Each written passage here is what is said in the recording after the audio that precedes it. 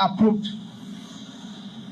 the release of 90 billion naira to subsidize the cost of pilgrimage for this year's Hajj.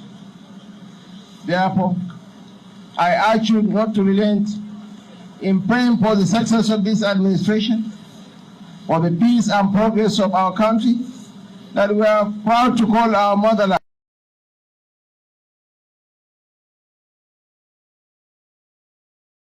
Nigerians in Mecca.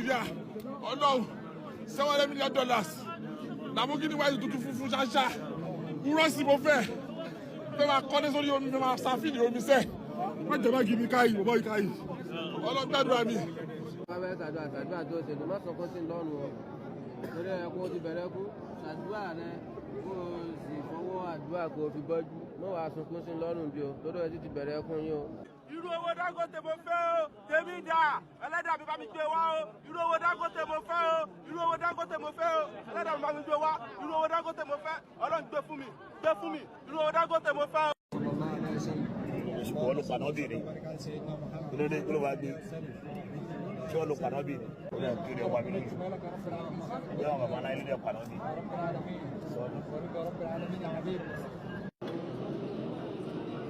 Ọ̀fẹ́ wọ wájú àbí? Sọfẹ́ láwọn tó wà ń bẹ̀ kú ni. Àwọn tó máa fi fún ní kónú. Bẹ́ẹ̀ máa bọ̀, máa bọ̀, máa bọ̀, máa bọ̀, wọlé.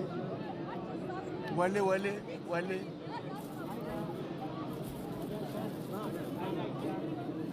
Yeah, mashallah, mashallah, mashallah, mashallah, mashallah.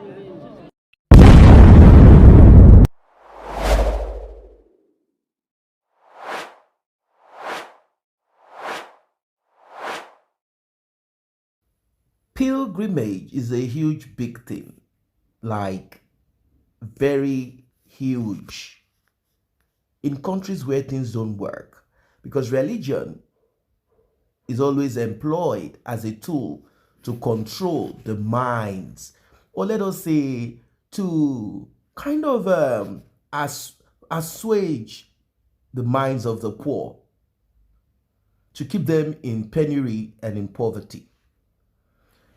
We can go all the way, like deal with this matter in a way that will either bring clarity and understanding, or maybe push people more into foolishness and stupidity. Maybe you too, you've benefited from it and you have applauded it and you are like, oh, it gave me an opportunity to visit Israel, Jerusalem, adding value to the economy of those that call themselves Israelites, the Israel of today. Or maybe you are the kind and type that you have been sponsored to go to Saudi Arabia, adding value, and then rushing after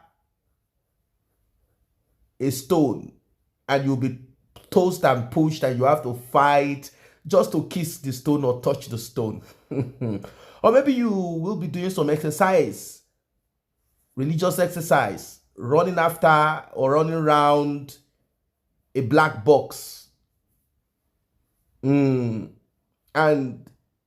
you believe this is the way, the truth, and the life. Well, let me go to the latest that is trending, and since social media is no longer taking any nonsense, social media does not care anymore. People are on their phones and laptops, pushing it all out, and I guess this is the moment of truth.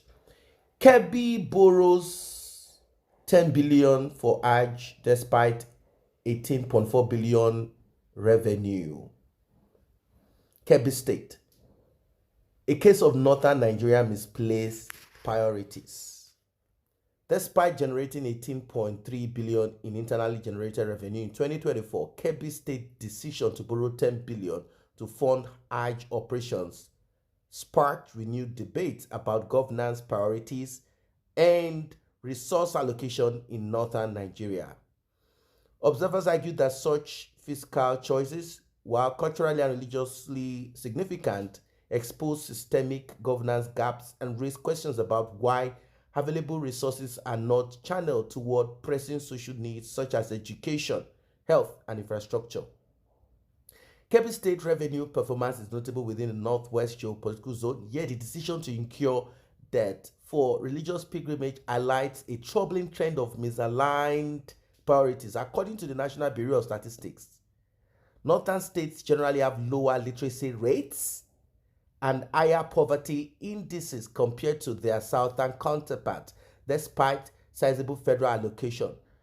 Kebbi borrowing pattern reflects a broader regional challenge. Substantial public funds are often diverted to ceremonial or politically symbolic projects, while core developmental sectors remain underfunded.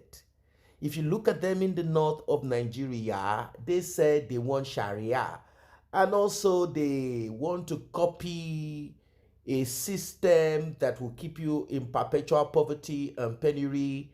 They like the Amajiri lifestyle where children are poured on the street to beg for food and arms to give to their Islamic teachers. They like to have many wives, produce more children than they can feed, take care of. They also said they would like Islam as their major religion, and they also would like Arabic as their major language. And they said they would like Sharia as their legal structure. And they said no to Western education, that Western education is against the tenets of Allah and Muhammad, and that Westerners have unalived or stopped or manipulated or whatever it is that they do called extremism or terrorism. And therefore, anything Western or anyone who embraces Western rules, principles, or lifestyle will be sent to hell. And they have been given the mandate to do so. The thing is, when these people come back from their Hajj, they become more of a terrorist, extremist. The question a lot of people have asked, are they being taught over there this? Well, when you go round a stone and you say you are simply doing it not because you're worshiping Allah through the stone, but you are just running around the stone, and then you rush to kiss a stone, you see how they throw them off, like, hey, stay off. They rush around the stone to kiss this stone, to touch this stone.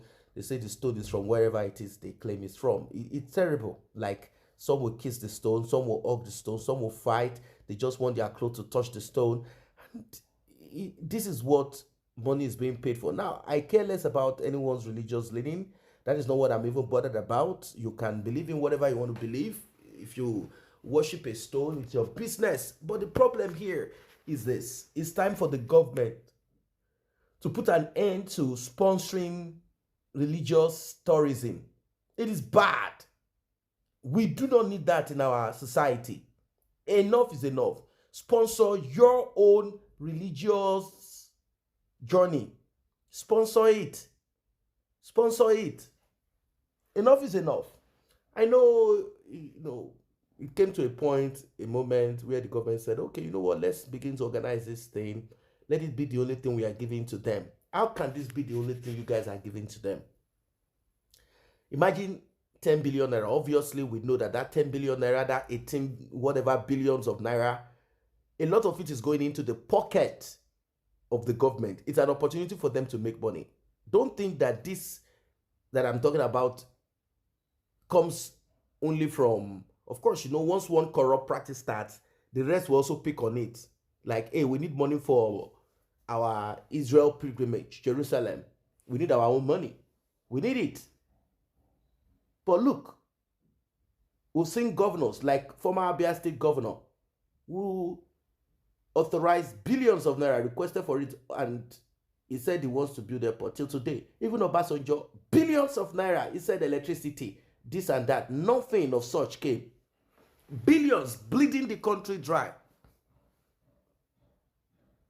So when you talk about education, particularly at the primary level, it remains chronically underfunded across many northern states. Studies by UNICEF and the World Bank indicates that northern Nigeria has the highest rates of out-of-school children, with some states recording over 40% of children not attending primary school. Analysts argue that investing 10 billion naira in school feeding program, teacher training, and infrastructure could have drastically improved enrollment and learning outcomes, laying a foundation for sustainable economic growth. Providing daily solid food for students,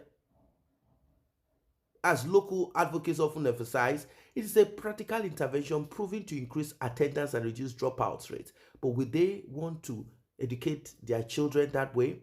Northern states are often characterized by deeply entrenched religious practices and cultural events that occupy a central place in governance. Hajj sponsorship programs, mass weddings. Have you ever seen, or you've never seen, like in the north, the government will pay for mass wedding where a man can bring as much as the number of women that he wants, and government will pay to them. Let us populate Nigeria so that we can have more allocation. Ceremonial projects are politically and socially visible, but often overshadowed by pressing developmental needs. Experts note that these spending patterns reflect not merely religious devotion, but also political expediency, where leaders seek to consolidate influence through visible acts of patronage rather than investing in long-term public goods. They will not invest in what will bring value to their states. Rather, they already know that our people are dumb and stupid. Let us keep them much dumber. Let us tap into that has been that they have been brainwashed with already. And in the north, religion. That's it. That's why we have insecurity. You know, we have a lot of it. They are grappling with it in the north of Nigeria. Banditry, communal conflict, often aggravated by poverty and lack of economic opportunity. This is what we are talking about. Funds that could empower youth, provide vocational training, strengthen local economies. They are instead absorbed by religious projects. With the number of Hajj, have you ever seen this Hajj changing the minds of these terrorists or bandits? Have you ever seen it? Does it change? No, it doesn't change. It doesn't make them better. It doesn't give them that religious awakening for positivity. Rather, it continues to put them in that space of violence and wickedness. I don't know what your thoughts are, ladies and gentlemen. What do you think about this? It's not only in the north. There are Christian counterparts. Although their Christian counterparts will share this revenue.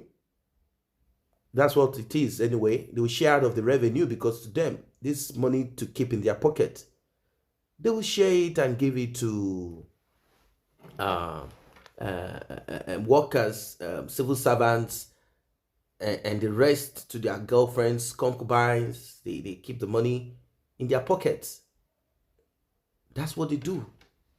That's what they do. So I don't know what your thoughts are, ladies and gentlemen. Please do drop your comments about this.